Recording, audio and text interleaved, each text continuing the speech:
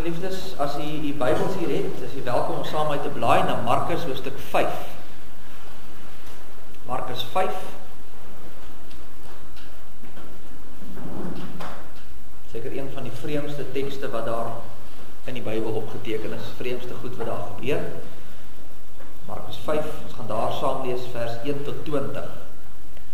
Die opskrif sê die besetene van Gadara.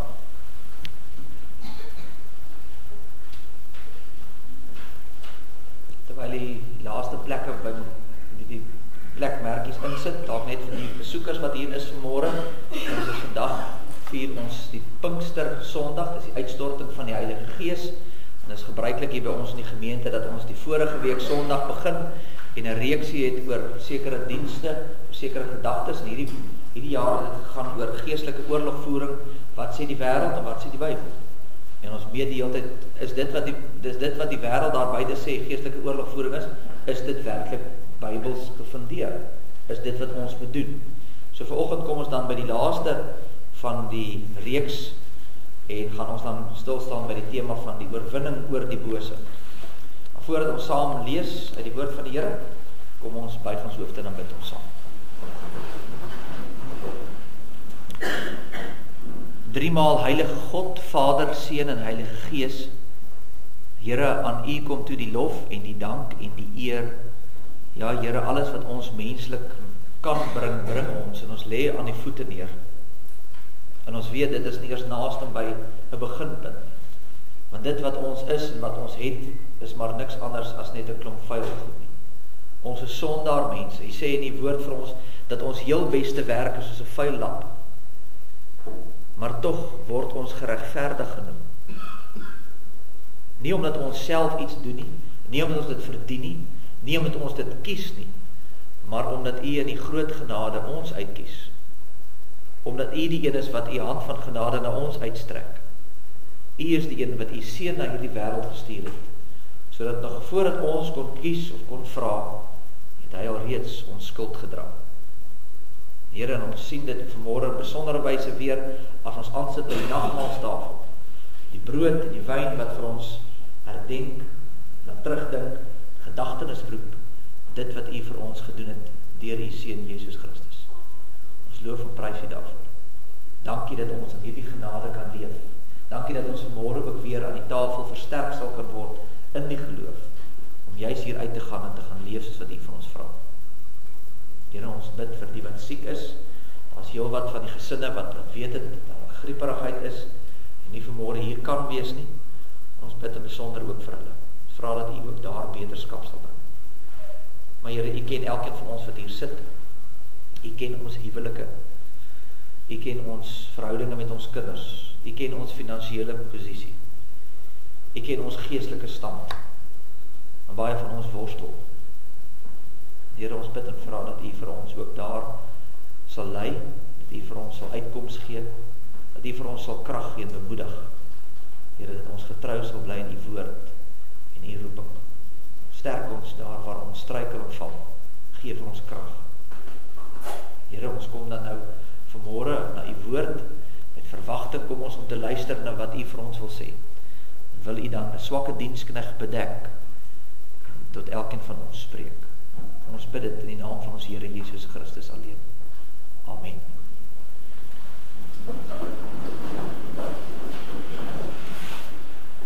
Ek lees vir ons saam met Markus hoofstuk 5, vanaf vers 1. En hulle het aan die oorkant van die see gekom, in die land van die Gadareners. En toe hy uit die skei gaan, kom daar dadelik uit die grafte hom tegemoet 'n man met 'n onreine gees, wat sy verblyf in die grafte gehad het. En niemand kon selfs met ketTINGs hom bind nie, want hy was dikwels met voetboeie en ketTINGs gebind, en die ketTINGs is deur hom uitmekaar geruk, en die voetboeie stukkend gebreek, en niemand was in staat om hom te tem nie.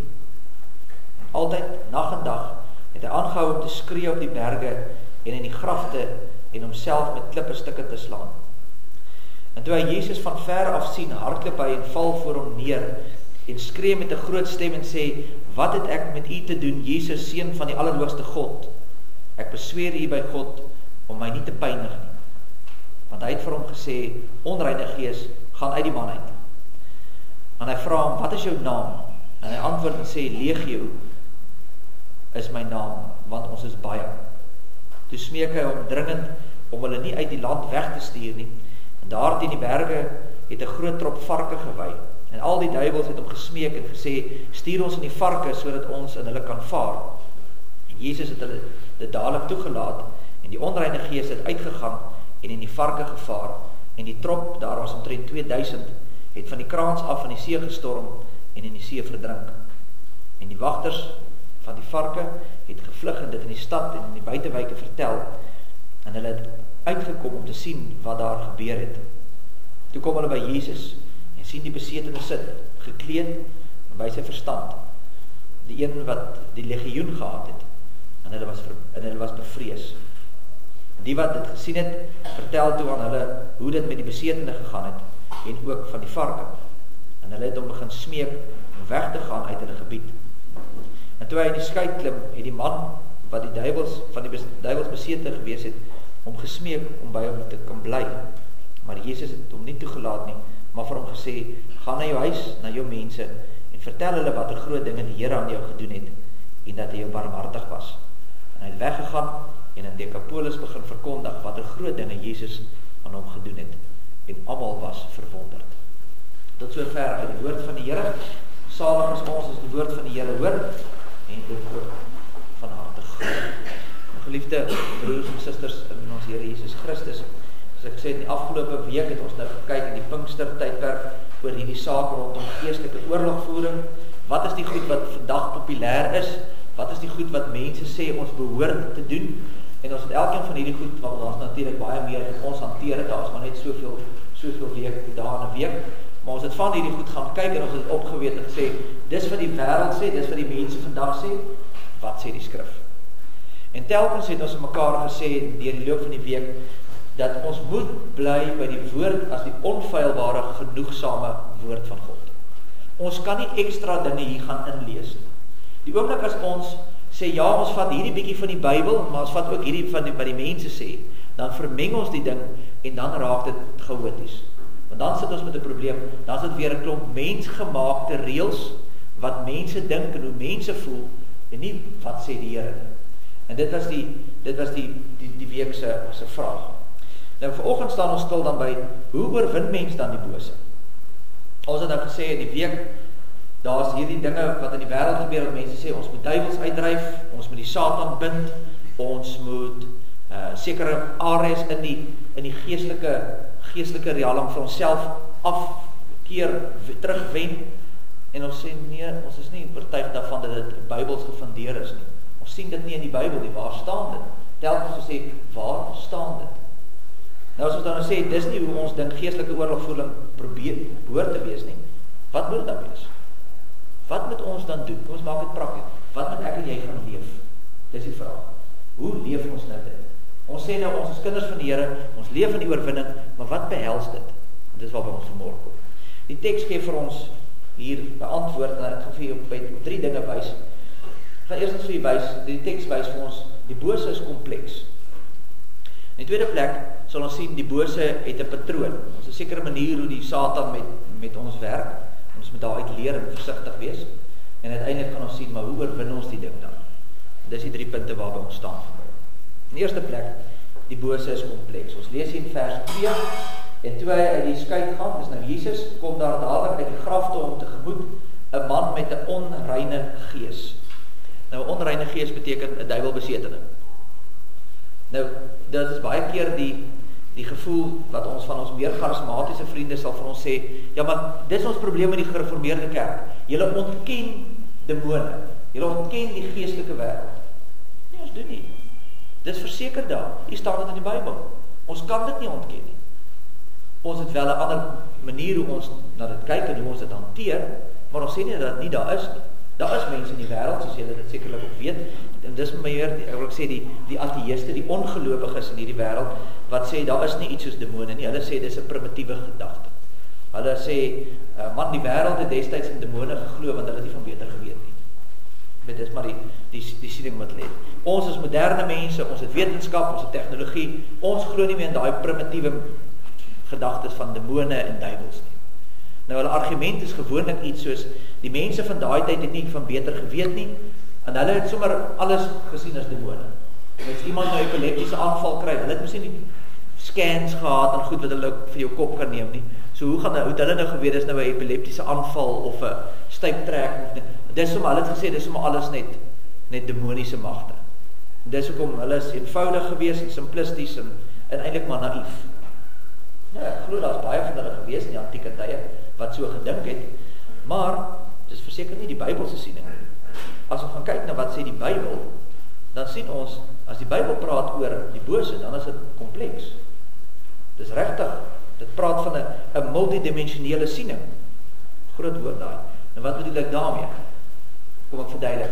As jy gaan kyk in Matteus 4, vers 24, ek lees vir julle die verse, daar staan, en die gerug aangaande Jesus is versprei oor die hele Sirië, en hulle het na hom gebring, almal wat ongesteld was, gekwel was deur allerlei siektes en pyne, en wat duiwelbesetes was, en maansiekes en verlammes, en hy het hulle almal gesond gemaak. So jy moet dadelik hoor dat die Bybel maak onderskeid tussen siektes en demone. Die Bybel gooi dit nie alles in, die Bybel is nie naïef en sê, ag, dis sommer maar net, ons het nie van beter geweet nie. Die Bybel maak 'n duidelike onderskeid, daar's siektes en daar's demone. En daarom verwerp ons die gedagte van hedendaagse lering wat sê, jy het kanker, so jy het 'n ander woord 'n demoon in jou. Nee, dis nie wat die Bybel leer nie. Waar staan dit in die Bybel? Daar's 'n duidelike onderskeid. En meer is dit, hy sê, daar's siekes, daar's besetenis, en dan is daar maansiekes. Met ander woorde, maansiekes, die Griekse woord wat hier gebruik word, praat van iemand wat irrasioneel dink, waansinnig. Persoon wat sy kop, ou mense, my oupa het altyd gepraat van kens, jy word dan kens. As jy 'n bietjie ouer raak, en die ou mense gepraat van, dis nou nie meer 'n polities korrekte woord of iemand sê hy is kens nie. Maar dis iemand wat waansinnig is. So die Bybel maak onderskeid. Die Bybel het nie alles, was nie naïef van 'n klomp ou mense wat nie geweet wat hulle van praat nie. Hulle het geweet daar's siektes, fisies, fisiologies. Daar's geestesprobleme. Maar daar's ook ander. Dit kan ook ander goed wees. Daar's morele aspekte ook. So wat in die Bybel prakties vir ons kom leer is, weet jy wat? Ons kry swaar. Almal van ons. Met tye gaan ons deur diep waters, party van ons is depressief met tye. En weet jy wat, dit kan een van baie dinge wees, sê die Bybel. Dit kan 'n fisiese ding wees. En dan het jy gesonde kos, medisyne en rus nodig. Maar die Bybel sê, weet jy wat, dit kan ook dalk 'n morele probleem wees. Dalk is dit omdat jy skuldgevoel het. Jy het 'n gewete wat pla. Jy kry skaam oor wat jy gedoen het en dis waar jou probleem van depressie. En dan het jy belydenis en vergifnis en genade nodig. En dalk voel jy nie lekker op die stadium nie, want as dalk 'n geestelike of 'n sielkundige ding, want jy's uiters neerslagtig en jy's mismoedig en jy's moeg en jy's uitgebrand. En dan het jy liefde en ondersteuning in jou gemeenskap nodig. En weet jy wat, dit kan selfs ook demonies van aard wees. En dan het jy gebed en die woord van God nodig. Vandag se wêreldbeskouing is baie keer die simplistiese. Mense wat jou sê, man is materialisties, drink 'n pil. So maklik soos dit. Daar is die oplossing. Drink 'n pil asof jy reg. Ander sê weer nee, hulle gaan meer na die sielkundige kant toe. Jy moet sit en jy moet praat en jy moet kom by 'n punt van aanvaarding. Ander sê nee, dit is maar net 'n moralistiese ding. As jy net die regte ding doen, dan sal jy nie so voel nie. Trek jou sokkies op, doen die regte ding en kom oor dit. En party het weer 'n wêreldbeskouing van 'n bygelowigheid wat sê dis 'n demoon agter elke ding. En ek moet hierdie demoon bind en ek moet daai demoon uitjaag. Die Bybel is baie meer genuanceerd, is baie meer gebalanseerd. Die Bybel is ver voor mense se denke. Dit is nie simplisties nie. Dit is nie naïef nie. Dit is kompleks. Sê, dit is fisies, dit is moreel, dit is geestelik, dit is demonies. Dit kan alles wees. En as jy nie dit gaan besef nie, as jy nie besef dat die wêreld daar buite is nie net, dis nie wit en swart nie. Boosheid is nie wit en swart nie, dis 'n komplekse ding. Die Bybel leer ons juist, weet daar's 'n morele aspek, daar's 'n geestelike aspek, daar's 'n demoniese aspek. En jy moet nie goed in gedagte hou. Want anders gaan jy iewers langs die pad pak slaag kry. Paulus sê self, pas op dat jy nie te veel van jouself dink nie. Aan Timoteus, want anders te sê hy trap in die duiwel se struik. Daarom, die eerste ding wat ons moet besef is, boosheid is kompleks. En dit is almal van ons wat daardeur geraak. Dis nie hulle en ons nie. Ons almal sit met die moeilikheid. Dis vervleg, dis op vlakke, dis deur mekaar. Die tweede ding wat ons sien hier's 'n patroon. Dis definitief 'n patroon wat hier gebruik word. Ons lees hier in hoofstuk 5 vers 2 van Markus, die man het hierdie onreine gees, so ons het hier 'n voorbeeld van hoe werk die duiwel. Hier is nou 'n baie duidelike voorbeeld. Hy het 'n demoon gehad wat binne die man was, die sekere patrone wat hy gewerk het, hoe hy te werk gegaan het, en ons kan dit nou vir onsself uittrek, die beginsel uittrek en sê, okay, maar wat leer ons dan? Want onthou, ons het net gesê, ons sit ook met probleme, want ons het ook mos boosheid in ons. Ons het nou net gesê, dis kompleks, dis nie net so of so nie, dis 'n vervlegging van 'n klomp goed wat in mekaar steek. So, ons sit ook met die probleem. Ek sê nie ons het demone in ons nie, ek sê die demone het hulle invloed op ons. Dit is so, ons moet dit in ag neem. Maar daar's 'n manier hoe die duiwel met ons werk, en dit sien ons uit hierdie teks uit. Ek lees vir ons weer vers 2 tot 5. En toe hy uit die skuit gaan, kom daar dadelik uit die grafte om tegemoet, 'n man met 'n onreine gees, wat sy verblyf in die grafte gehad het, en niemand kon selfs om met ketTINGs bind nie, want hy was dikwels met voetboeie en ketTINGs gebind, en die ketTINGs is deur hom uitmekaar geruk, en die voetboeie stukkend gebreek, en niemand was in staat om hom te tem. En altyd dag en dag het hy aangehou om te skree op die berge en die grafte, en homself met klippe stukke te slaan. So hier is hierdie man, wat hierdie verband met die duiwels het. Hy is 'n verbond gesluit tussen hom en die duiwels. En wat het hy gekry uit die ding uit? Bonatuurlike krag. Hy is buitengewoon sterk. Daar's nie 'n ketting wat hom kan bind nie, daar's nie 'n tou wat hom kan vasbind nie. Hy het hierdie uiterste krag, maar terselfdertyd is hy 'n slaaf. En dis hoe dit werk. Hy het deur hierdie band word jy iets gegee, jy kry die krag, maar jy's vas. En sy menslikheid word uitgevreet van binne af. Hy weet nie wie hy is nie, hy word mal, kranksinnig, geskens. As die Here vir daai duiwel sê, wie is jy? In vers 9, dan sê hy, ek is legio. Die nuwe vertaling, is eintlik die regte vertaling, sê, ek is legioen. 'n Legioen was 'n leerafdeling in die Romeinse ryk gewees, en dit is enig iets tussen 3.500 en 8.000 mense wat in 'n legioen was. Die idee is, hierdie man was vrot van die demone. Hy het 'n sweterjoel demone gehad, en die goed het hom die mekaar gemaak. Hy het veelvuldige persoonlikhede gehad, waarskynlik, want hy het hierdie klomp goed binne hom gehad. So hy het hierdie krag aan die een kant, maar hy verloor dit, want hy is eintlik 'n slaaf van hierdie goed.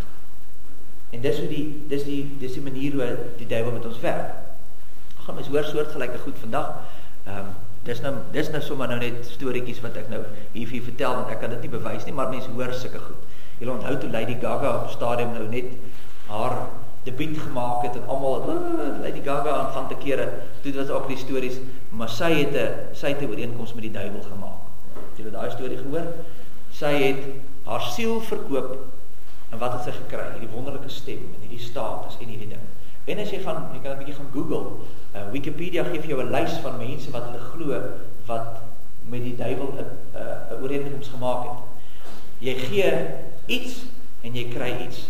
Ek word 'n slaaf van die ding, maar ek kry atletiese vermoëns, of ek kry dit, of ek kry dat, of wat ek al die geval mag wees. Daar's baie sulke storieetjies wat rond dit. Dis net stories.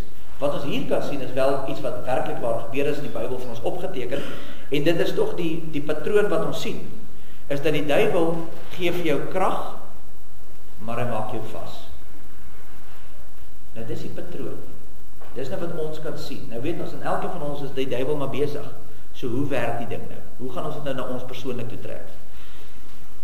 Die oomblik as jy iets anderste as God die middelpunt van jou lewe maak, dan gebeur dit wat jy met hierdie man gebeur het. Jy sluit eintlik 'n ooreenkoms met daai ander ding. Daai ander ding word jou alles. Is dit jou loopbaan? Is dit jou geld? Is dit jou status? Is dit jou voorkoms? Is dit jou selfwaarde? Is dit jou geluk? Is dit jou kinders? Die oomblik as iets anderste as God die middelpunt van jou lewe word, dan word daai ding jou baas. Daai ding word jou meester. En dis die ding wat jou gaan krag gee, dis die ding wat jou gaan dryf. En jy kan sê, ja, maar ek is 'n kind van die Here, en ek glo in Jesus, en ek is 'n kind van die Here. Ek weet nie hoor wat jy sê nie, ek vra, wat gaan jou hart aan? Dis wat jy moet gaan toets. Wat leef in jou hart? Waarop fokus jou hart? Wat is die ding wat jou laat opstaan in die oggend? Vir wie doen jy dit? Wat Wat is die dryf in die lewe? Waarop jou oë werklik waar gerig? Wat laat jou goed voel? Wat is die ding wat jou laat tik? En dis die ding. Dis jou meester. Die persoon wat mag soek, word deur mag beheer. Die persoon wat aanvaarding soek, word beheer deur die mense wie hy wil tevrede hê. Dis hoe dit werk.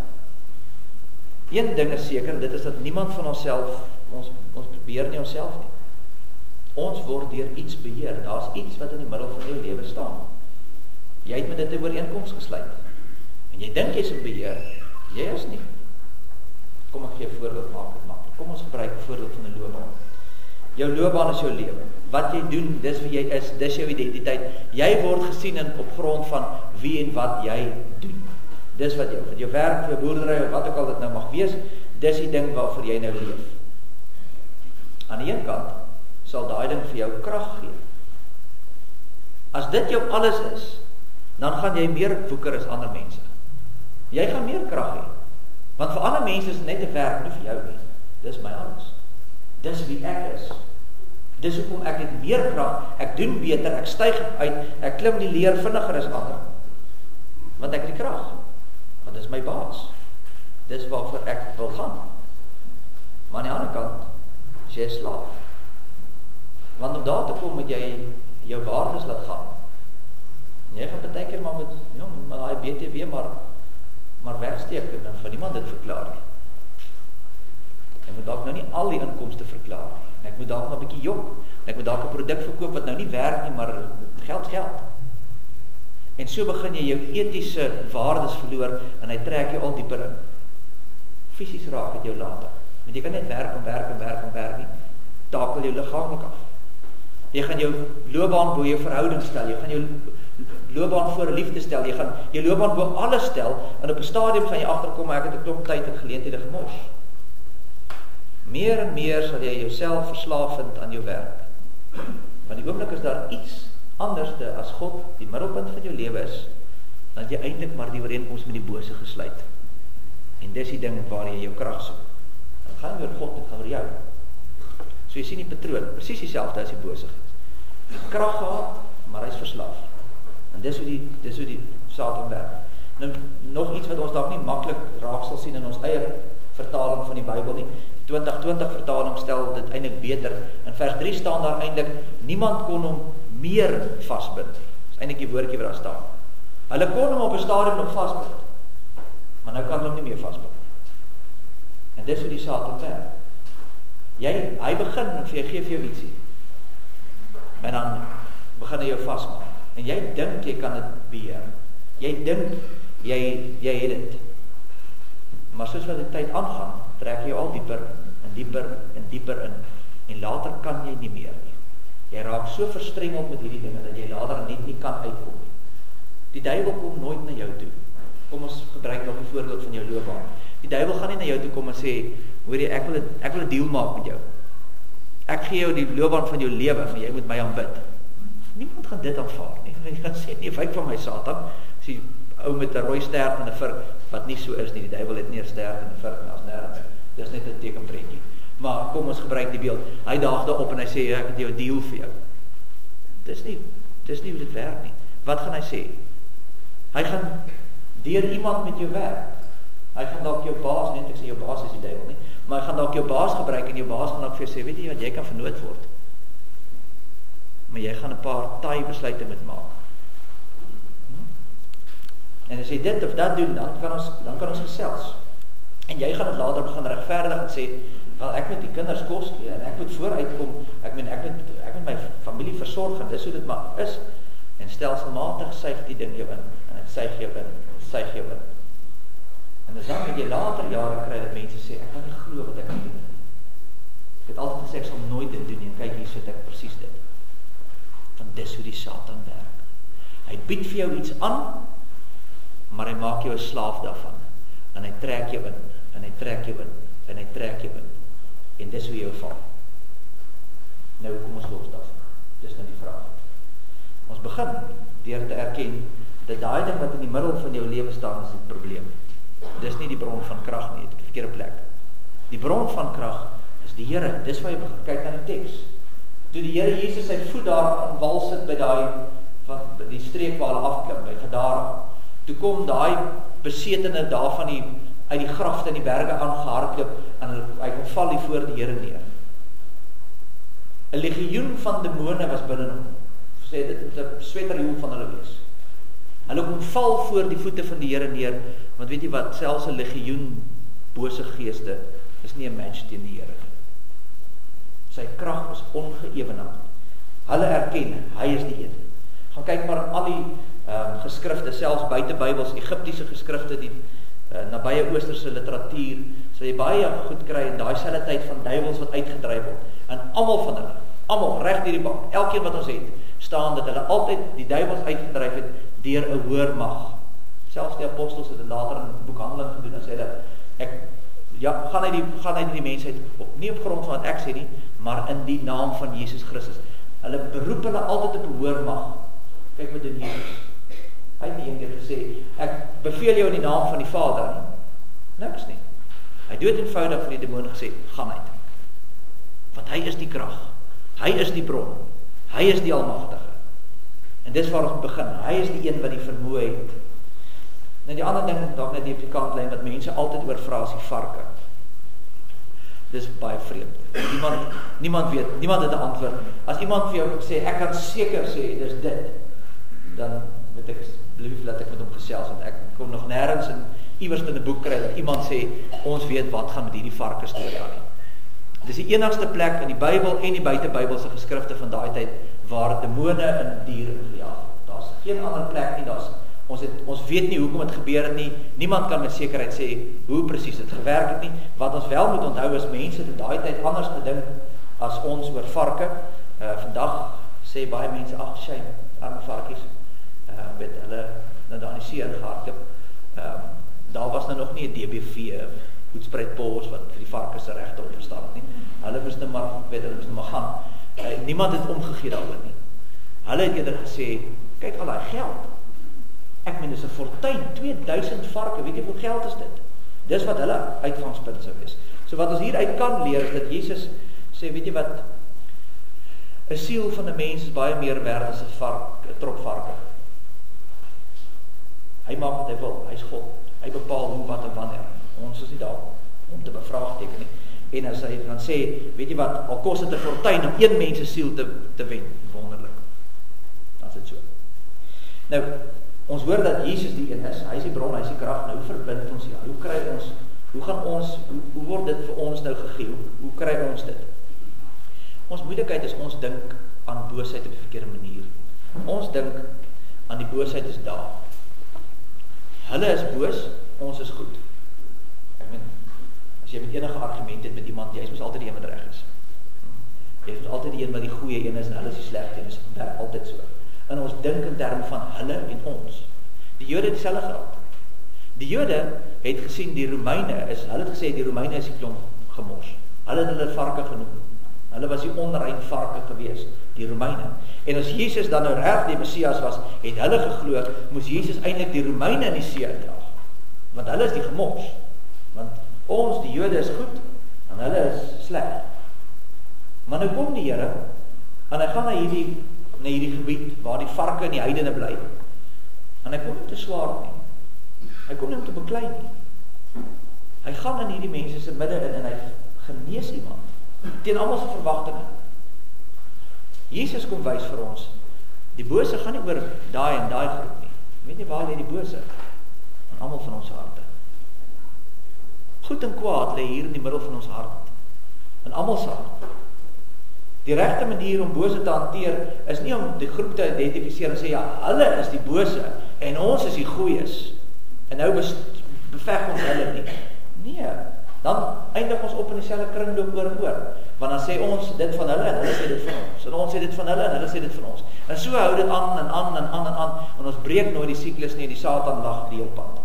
Daarom kom Jesus en hy doen iets anders, hy genees. Jesus gaan na die gebied waar die onreine mense bly, waar die varke is, en hy genees een van hulle. Hy kom verander het. En wat gebeur? Daar staan in vers 5, toe hulle by Jesus kom, weer na die tyd, sien hulle hier besetene sit, gekleed, en by sy verstand. Hy word ingebring. Hy's deel van die mense wat Jesus volg. Hy's deel van die volgelinge van die Here. Hy's deel van die wat genade ontvang.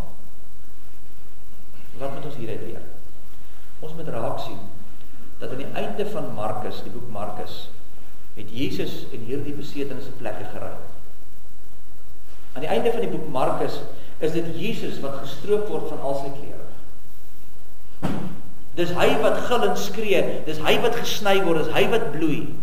Dis hy wat in die grafte ingedryf word, wel in die graf ingedryf word.